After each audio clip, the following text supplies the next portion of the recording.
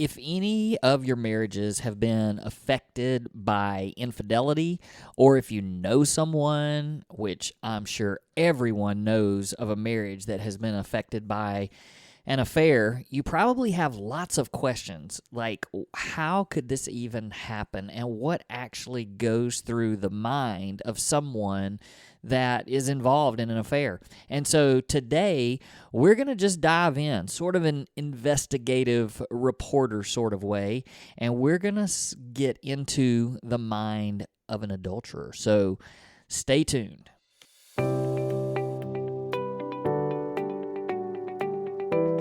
Hey everybody, welcome back to another episode of the Redeemed Marriage Podcast. This is Rusty and Heather Bryant.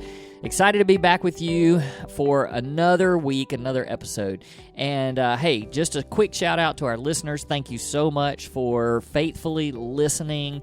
And this past week was crazy. I think we had the largest number of downloads in a week for like that episode for that week. So, which was funny to me because it started off so frustrating for you because the first time ever something went wrong with the uploading. Yes, right? Oh my goodness. So, hey, sorry about that, people. Yeah. I mean, because like the first 30 people, I never, even on my phone, I never got the full thing, even after I fixed it. So, wow, if you didn't get the whole thing, you missed kind of the meat of it. Yeah, so if you happen to be one of those that automatically downloaded early in the morning last Monday, you might have missed the last 10 to 15 minutes. And thanks to our listeners, because we actually had a listener come in.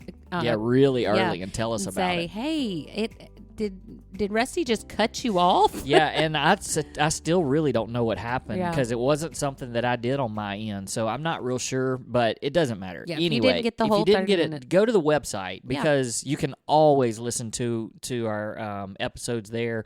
Every one of them's there. They've been archived there, theredeemedmarriage.com. So if for whatever reason you're whatever podcast platform you listen to or use, if it's not, the whole thing's not there, then definitely go find it. So it must have been a pretty good episode because everybody's listening.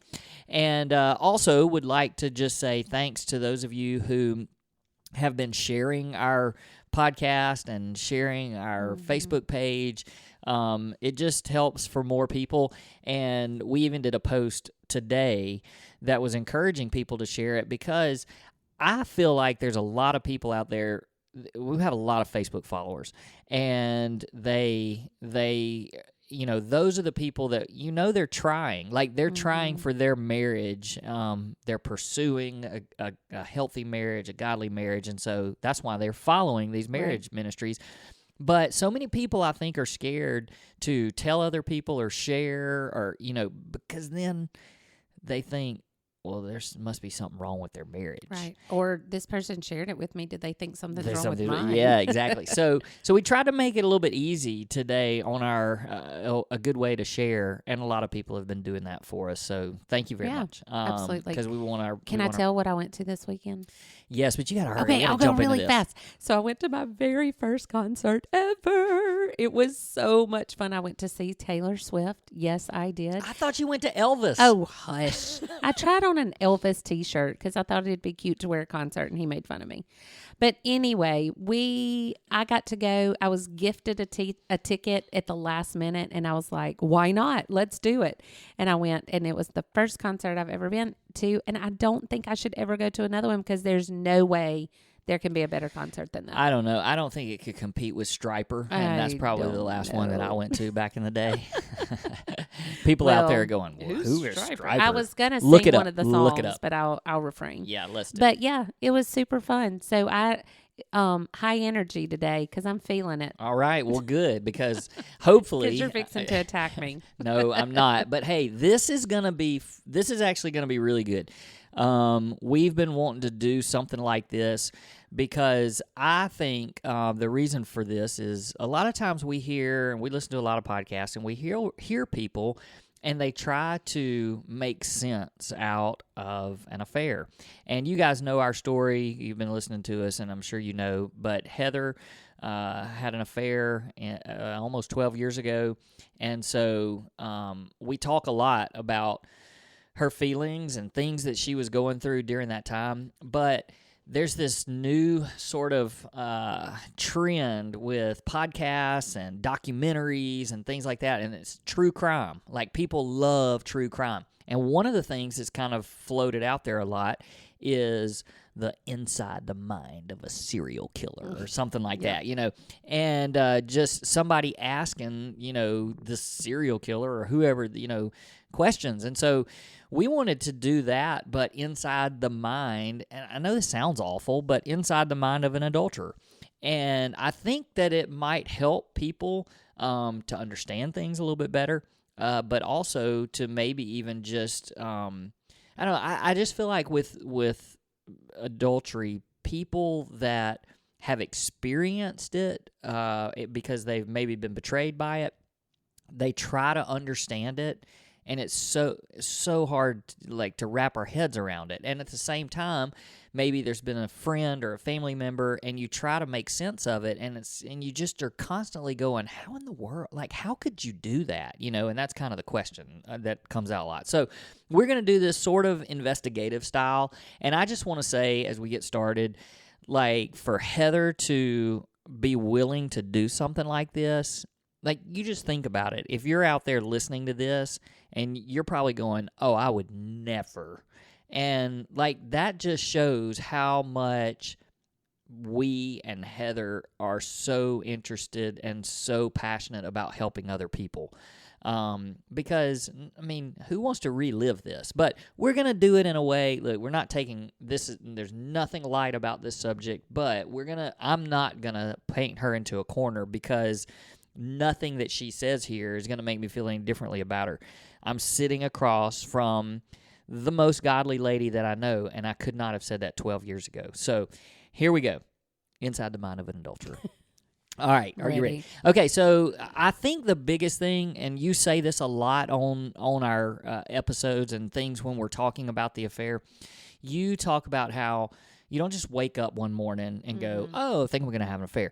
It is this slippery slope. Yeah. All right. So can you just help us to think through that a little bit on what exactly you mean? Because most of us are probably thinking, oh, you just woke up and you were frustrated and mad at your marriage, and you just decided, I'm going to go do something for myself and have an affair. So Sure.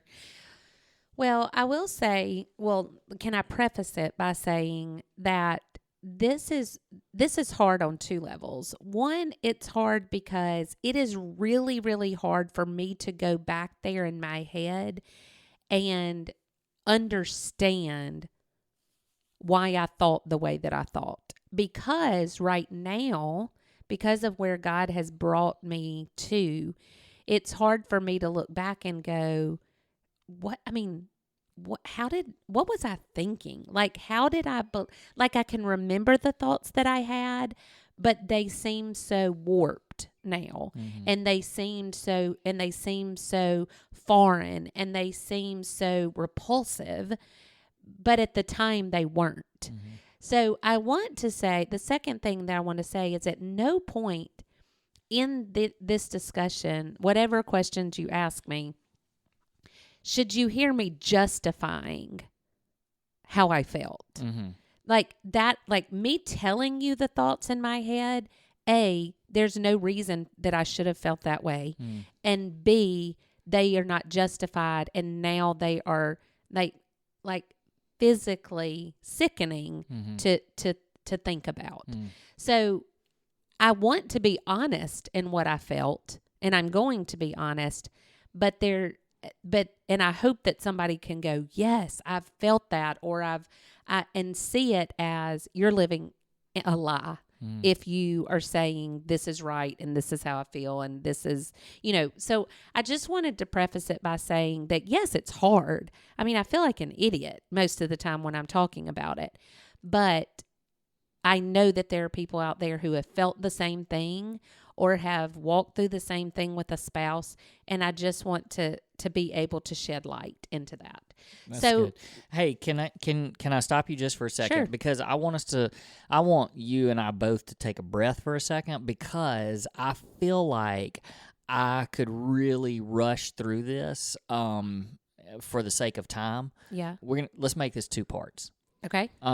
Because I have a lot of questions. Okay. And I don't want us to get to a point where we're just blowing through the last 3 or 4 questions. So we're just going to take a breath and say, hey, this can take as long as it needs to, because we'll do part 1 today and we'll pick it up. And then after that, we are actually going to do Inside the Mind of the Betrayed. Sure. So you'll be able to ask me questions. Yeah. Okay, and we'll I share. have another week I can think about those questions. Yeah. Awesome. So, okay. All right, here we go. So if we get slope. through 2 or 3 of them, that's fine, and then we'll pick it up next week. Yeah, that's the best way that I know how to describe how I fell into an affair, or how I slid into the affair, is because I can 100% promise you that I never woke up and said, today I'm going to have an affair. I never even said, today it might happen. I just never dreamed that I would get there. Matter of fact, I looked at people who had an affair and thought, how could they do that to their spouse or their children before I ever had an affair? So not only did I think I would never have an affair, I judged people who did. Mm-hmm. And I may have said this before, I had to apologize to someone. I mean, like, after I had an affair and was caught and was forgiven and redeemed and restored, I had to go to that person and say, I was so judgmental of you. And I don't even know if she knew I was, but I had to say, I was so judgmental of you because I walked by you at church and thought, how could she ever do that? So it's not a premeditated thing. It was not for me. Now, I can't, obviously, when I'm answering these questions, I can't speak for everyone, but I can tell my story. And for me, it was never, ever premeditated in today I'm going to let that happen. Now, in that same breath, I will say that I did allow myself to think about what life would be like if I wasn't with you. Like, what if I was married to this person? Or what if I was married to that person? And it wasn't a sexual thing by any means. It was just, I wonder what life would be like with that person. And that is 100% opening the door for the enemy to take root in your mind when you start wondering what it would be like to be married to somebody else. What car would you drive? Where would you live? What would you get? I mean, like, that is just a dangerous playground for the enemy to play in. So if you're even one of those people who you're thinking, I'm not happy in my marriage, or I wasn't even unhappy. My spot was, what I wonder what else is out there. Mm-hmm. And if you are thinking, if you're in a rut in your marriage, or if you're just kind of in a lull, or it's not an exciting time in your marriage, or even if you're frustrated in your marriage, if you allow yourself to think, what else is out there? Or I wonder what life would be like if I hadn't married him and I had married this person. You are inviting the enemy into your mind, and he's going to wreak havoc. It is the perfect picture of the enemy prowling. I mean, it says in Scripture that the enemy prowls like a lion, looking for someone to devour. And when you are allowing those thoughts to come into your mind, then you are inviting him in.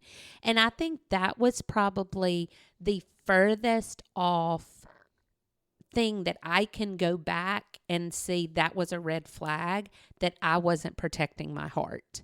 Like, that's the furthest back thing that I can remember. Do you think, was that something that maybe was taking root and you were thinking about even before the initial relationship with someone? Yes, 100%. So it was even before that, maybe even entertaining those thoughts about somebody that you did not have an affair with. Absolutely. Okay. Yeah. Like, those weren't even thought, like, I honestly did not even have those thoughts until like with that particular person, until I was already knee deep in the affair. These were thoughts I'm talking about probably years before, that it wasn't even a specific person. It was just allowing my mind to think, if life would have been different had I chosen someone different or was married to someone different. It was just, and it wasn't even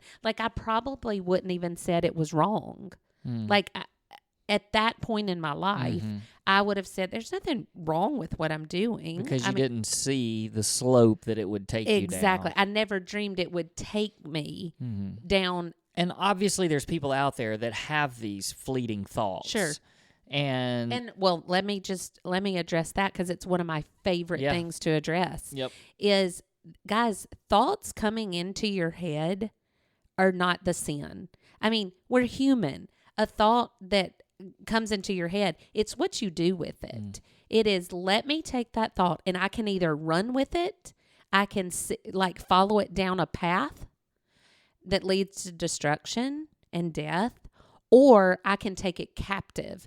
2 Corinthians 10:3-5 talks to us about taking our thoughts that are not honoring to God, taking those thoughts captive and making them obedient to Christ. So you're taking the thought that comes into your head, even if it's the thought of, I wonder what life would have been like if I hadn't married my husband and I'd married that person. Okay? Well, that thought coming into your head, I mean, it's a thought, but you take it captive and you say, you know what? I'm not going to follow that down the path, because I know that path is not honoring to Christ. It is not what would be honoring to him at all. And so I'm going to take it captive. I'm not going to play the what if game, and I'm going to take it captive, and I'm going to say, God, you gave me my husband for a reason. We are in a covenant relationship, and you go back to, I'm going to choose to honor God with my thoughts. So that's the earliest just kind of red flag in looking back that I can remember. So then, because we're talking about a slope. So that, I didn't think that was quote, quote, dangerous. I never even really thought this is bad. It was just a thought process. It was just a fleeting thoughts. So then the next step that I can remember going to is the flirtations. I really enjoyed getting the attention of other men.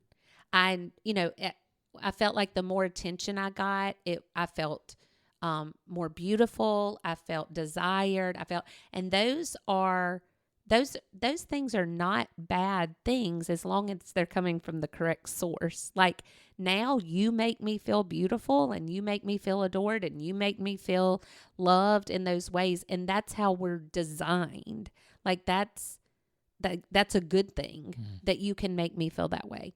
But if you are searching for that from anyone else, then there's a problem. There's a red flag. And guys, one thing that I really want you to hear me say is that I was not in a bad marriage. Like, I think that sometimes we can justify what we do. Well, I'm seeking attention from other men because my husband doesn't give it to me. And you kind of justify it in that way. I was not in that kind of marriage. I was in a marriage where I was getting loved on. I was getting told that I was loved. I was getting told that I was beautiful. I mean, like, there wasn't anything lacking in my marriage that was pushing me to look elsewhere for these things. So, like, I think sometimes we get wrapped up in, oh, well, I see how she did that because her husband doesn't give her any attention. But that's not my story at all. So you say, well, Heather, why were you seeking that from other men if you were getting it at home? It's because my relationship with my Heavenly Father was not in a good place. And so I was constantly empty because I wasn't being filled up by the love of Jesus and my relationship with him. And so I was searching for something else out there when in reality, I needed a relationship with my Heavenly Father, and I needed to be tied to the source of his love. But instead, I was searching for other things, which led me to other people in friendships and ultimately to other men that I was desiring to fill me up, when there is not a man on the planet that was designed to do that for me.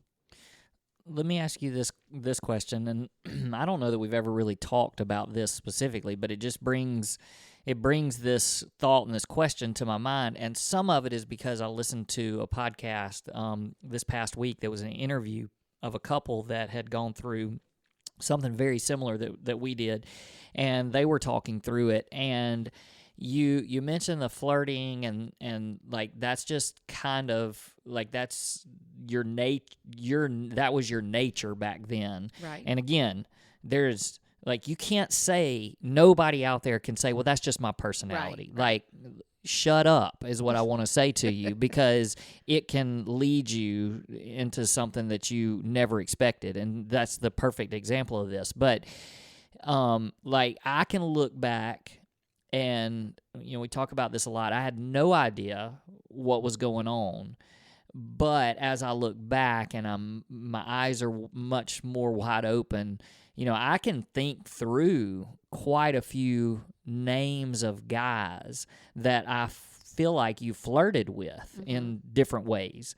And so I wonder if, and you can answer this question, is it something that you obviously never thought you were going to take steps that were going to cross a line, Sure. which I'll ask you some of those questions in a minute.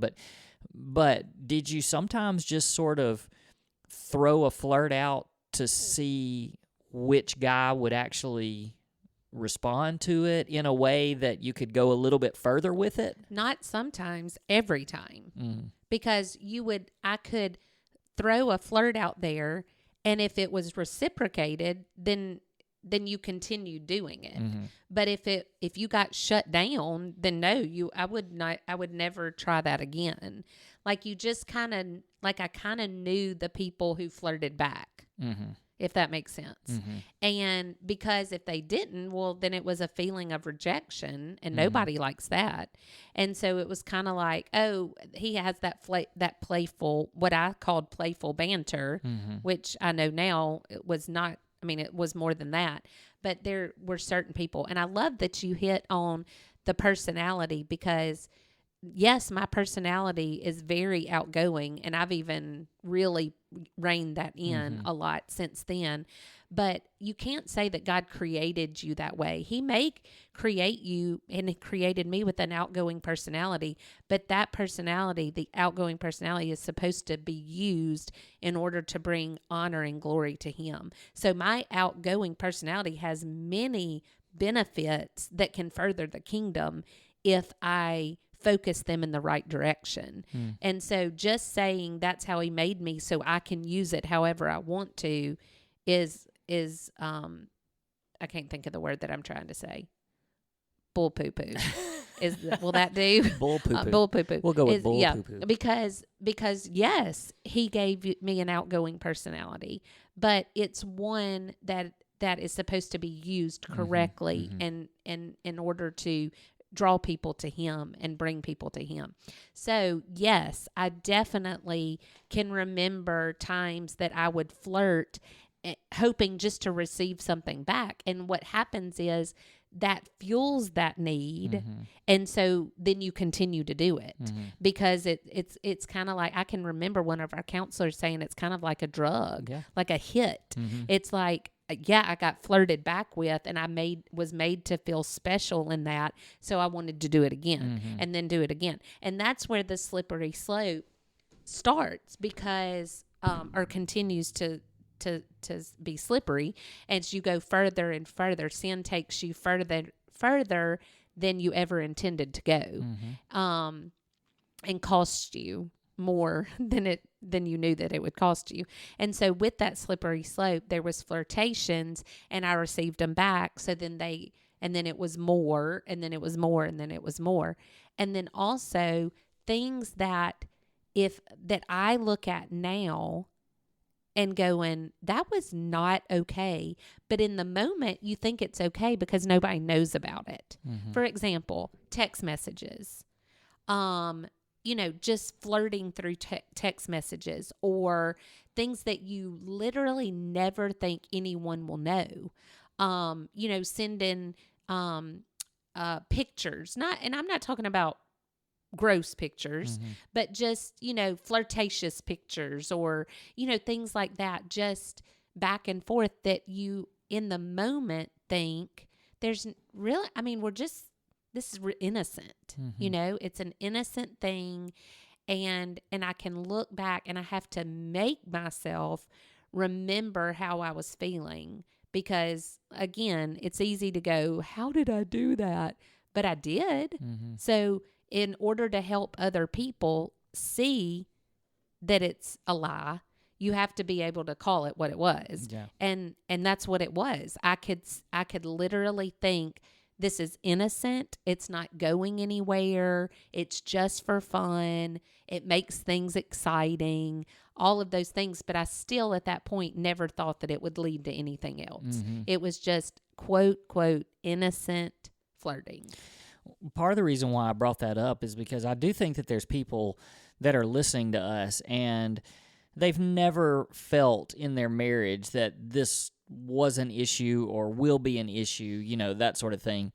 And one of the things that I do want to just make people cautious about is that you may be on the receiving end of something that you don't even realize is a little bit of a bait, that somebody's baiting you to see if you're going to engage with them. That's good. And I do think that happens probably more than we think. And so I just want to tell everybody to just be on guard, have your radar on big time. And if you get a text or, it could be through social media or, whatever, all these methods that you think are secretive or nobody's going to see. And you may gaming apps, any of that. Yeah, and you may get a very, you might get a text from somebody that it doesn't even cross your mind. But when you respond, if it gives an inch to that person, that's right, then it could begin to go further. And that's why we say, the extreme boundaries are you stay away from communication with members of the opposite sex, period. Right. On any type of, yeah. It's okay to have friends of the opposite sex. We like that, that's a topic for another time. But as far as communicating with them, your marriage is worth the extreme boundaries. That's right. And so whether that's through text or phone calls or, instant message, Facebook message, any of that, there just it just shouldn't happen. That's right. And again, there's business and how, we've talked about that a lot. We've talked about boundaries and that's not this topic. But it's just one of those things that I want everybody to just understand. That's why we're doing this, because you're telling us what was going through your mind. Right. And so for you throwing that bait out there just to see, and who knows how far it could have gone with somebody else if they had responded in that way. Yeah. Or if somebody had been brave enough to go, this is not okay. Yeah. I just think, what if somebody else had shut it down? Right. Instead of feeding into what... And even maybe even confronted me about it. And just been like, hey, dude, do you know that your wife is doing this? Right. Right.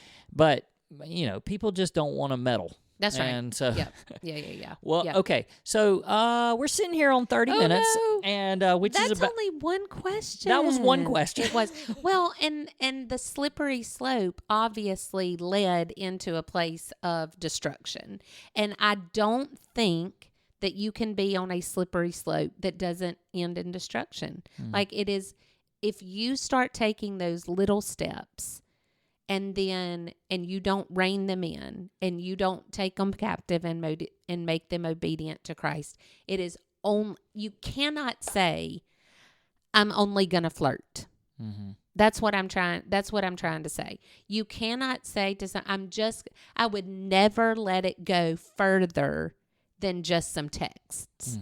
I would never let it go further than just going to get a drink with somebody. Like if you're putting a line out there that you would never cross, if you're going to cross it. Period. Because it just, one thing leads to the next, leads to the next, leads to the next. And that seems iffy at first. And then you get really comfortable with it. And then you go to the next step and you feel really comfortable with that and still in control. And then go to the next step and you're not in control. It is a lie to think that you're in control of all of those things. And it's going to slip into death. Well, this is obviously a fascinating topic, and we're going to call this part 1. 16 at this rate.